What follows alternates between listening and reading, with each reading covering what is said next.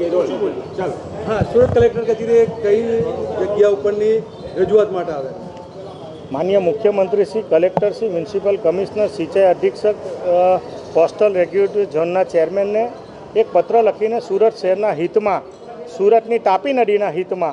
आवनारा दिवसोमां सूरतना शहरना लोको पूरथी बचे अने भट्टनो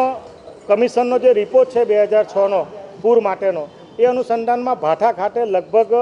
1200 થી 1200 જેટલી સરકારી આલિયા બેટની જમીન આવેલી છે। આ બેટમાં લગભગ એની અંદર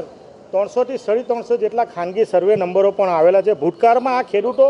આમાં ફરતી આકાશી ખેતી કરતા હતા, કારણ કે ચોમાસા દરમિયાન સમગ્ર વિસ્તાર ડૂબાણમાં હોવાથી આ જગ્યાએ પાણી ભરાઈ જવાના કારણે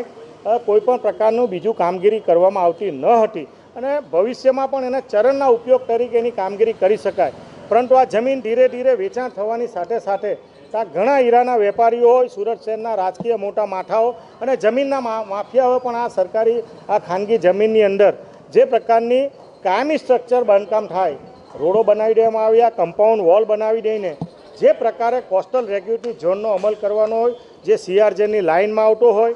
એનો ભંગ કરીને આવનારા દિવસોમાં પાણીની વહન ક્ષમતા છે એ પાણીની વહન ક્ષમતા નદી દ્વારા જે પૂરનું પાણી છે એ સીધું દરિયામાં જવાને બદલે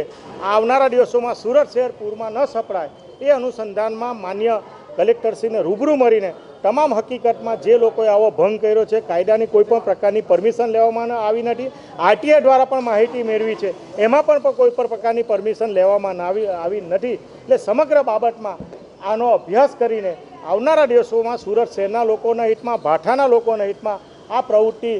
સ્થળ નિરીક્ષણ કરીને કરવામાં આવે એ માટેની રજૂઆત કરવામાં આવી।